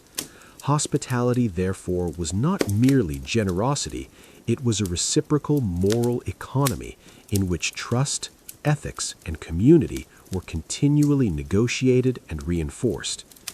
Local inns and farmhouses were the focal points of hospitality. In these spaces, soldiers found warmth, food, and a safe place to rest. The innkeeper's smile, the careful preparation of a meal, or the provision of clean bedding became acts of profound significance. Even brief acts, such as offering a mug of ale or a patch of straw, were imbued with social and emotional meaning. Hospitality reaffirmed trust in humanity, countered isolation, and provided the mental and emotional reinforcement necessary for survival in difficult campaigns. Hospitality also extended in symbolic and ceremonial acts. Lords might host soldiers during festivals or feasts, offering food and drink in a structured display of generosity and status. These rituals reinforced social hierarchy while simultaneously providing tangible comfort. Soldiers learned to navigate these interactions with politeness, respect, and gratitude, understanding that manners and moral conduct were as important as courage in battle. In this way, hospitality created a network of ethical and social reinforcement across diverse strata of medieval society. Beyond immediate comfort, hospitality offered soldiers psychological and emotional restoration. Being welcomed into a home or community, even temporarily, allowed soldiers to reconnect with the rhythms of ordinary life. Shared meals, conversation, storytelling, and communal laughter. These interactions reminded men of what awaited them beyond the battlefield: family, friendship, and the pleasures of civilian life. The temporary restoration of normalcy helped sustain hope, resilience, and moral integrity during prolonged campaigns. Hospitality also had practical social implications. Civilians relied on soldiers to maintain good conduct. Soldiers relied on civilians for support, information, and respite. Trust and reciprocity was central. A soldier who respected local customs and treated hosts with courtesy could ensure continued kindness. Likewise, a host who upheld norms of generosity and care reinforced community stability and moral order. Hospitality was thus both relational and ethical, a system in which the well-being of one party depended on the care, honor, and civility of the other. In the medieval soldier's life, hospitality was more than food or shelter. It was a vital moral and emotional resource. It allowed temporary respite from fatigue, danger, and isolation. It reinforced social norms, moral conduct, and reciprocal trust. It provided psychological restoration and a fleeting yet profound connection to community, culture, and human warmth. For soldiers traversing distant lands, hospitality transformed alien villages into temporary homes, strangers into allies, and moments of rest into acts of emotional and ethical sustenance. And so, each evening, as soldiers laid down to rest in a host's care, they carried more than their gear or letters. They carried the reassurance of kindness, the renewal of body and spirit, and the quiet moral reminder that human decency and connection endured beyond the battlefield. Hospitality in medieval culture was a bridge across distance, danger, and isolation, a sanctuary, a moral compass, and a source of enduring human warmth. For soldiers in medieval Europe, survival depended not only on skill, courage, and companionship, but also on the complex interplay of economics and social morality.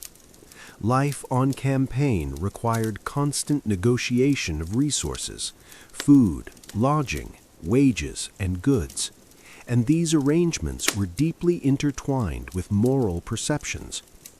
Understanding the economic realities of the era and the ethical expectations that accompanied them was essential for a soldier navigating unfamiliar villages, towns, and castles. Economic arrangements in medieval times were often fluid and highly localized. Soldiers were typically paid through a combination of wages, loot, and gifts from lords or commanders. Payment was not always regular or sufficient, and many soldiers relied on barter, favors, or hospitality from civilians to meet basic needs.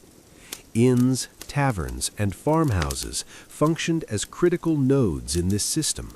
Lodging and food could be exchanged for coins, labor, or even promises of protection, creating a reciprocal economy that connected soldiers and civilians in a network of practical and moral obligations.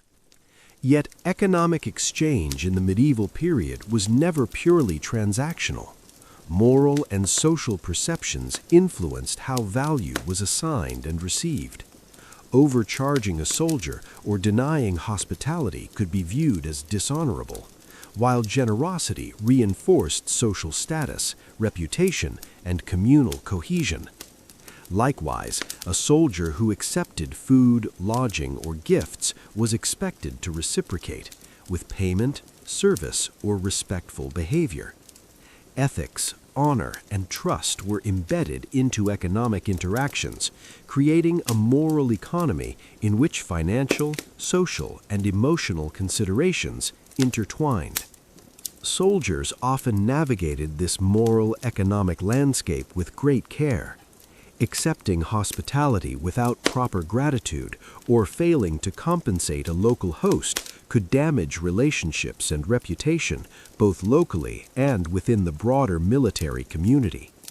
Conversely, demonstrating generosity, respect, and fairness enhanced a soldier's honor, earned goodwill, and facilitated future interactions. Payment and hospitality were thus intertwined with ethical conduct, shaping the social environment of campaign life. Civilians, too, approached economic interactions with moral calculation. Providing shelter, food, or information to soldiers was an act of trust that could involve risk. Villagers had to balance generosity with prudence, ensuring that kindness did not expose them to theft, damage, or retribution. Yet ethical norms, religious teachings, and community expectations encouraged hospitality and fair dealings. Acts of generosity and honesty reinforced social bonds, enhanced moral reputation, and created reciprocal obligations that strengthened local and regional networks. This interplay between economics and morality extended to festivals, markets, and taverns. Soldiers might purchase food, drink, or lodging with coin, barter goods, or provide labor or protection in exchange. These transactions were observed by the community and judged according to social norms. Fair dealings enhanced trust and reputation. Exploitation or theft risked social censure and long-term repercussions. In this way, economic arrangements were inseparable from moral expectations, creating a system in which ethics and survival were intertwined. Looting and pillaging, while sometimes sanctioned in wartime, carried moral weight as well.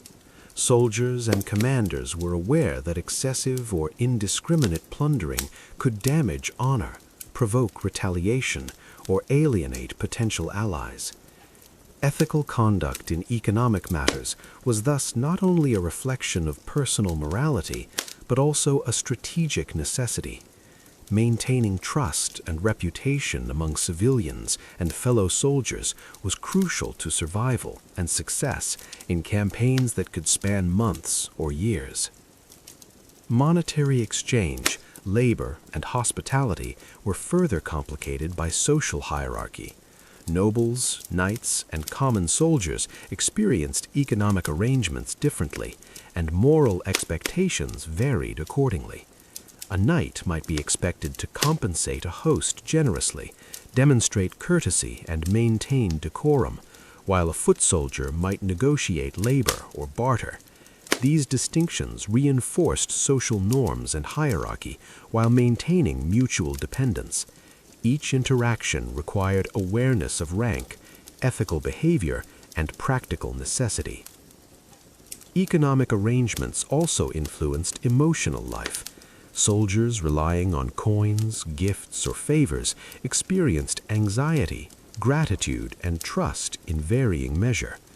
Securing fair lodging or a hot meal brought relief and reassurance, while delays, shortages, or disputes could heighten stress and homesickness. The ethical framing of these interactions, trust, reciprocity, honor, provided structure and meaning, transforming practical survival into a morally intelligible framework that nurtured emotional resilience. Historical records show that soldiers' interaction with civilians was carefully observed and documented. Chroniclers noted both generosity and transgression, highlighting the moral significance of economic conduct. Acts of fair trade, timely payment, or respectful behavior enhanced reputation, while theft or dishonesty invited censure. These accounts reflect a society in which material survival, honor, and social standing were deeply interwoven. Soldiers who understood this balance could navigate campaigns successfully, maintaining morale, trust, and ethical integrity simultaneously. Ultimately, economic arrangements and moral perceptions were inseparable aspects of medieval life. Soldiers could not simply acquire goods or services, they operated within a system of social, ethical, and practical norms. Hospitality, payment, barter, and reciprocity were not only economic necessities, but also moral statements, sustaining both human connections and social cohesion. Navigating this system required vigilance, respect, and a clear understanding of community expectations. For the medieval soldier, each coin exchanged, meal shared, or favor received carried weight beyond its material value. Economic arrangements were inseparable from moral perception, trust, and human connection. In understanding this balance, soldiers preserved not only survival, but honor, social cohesion, and emotional stability.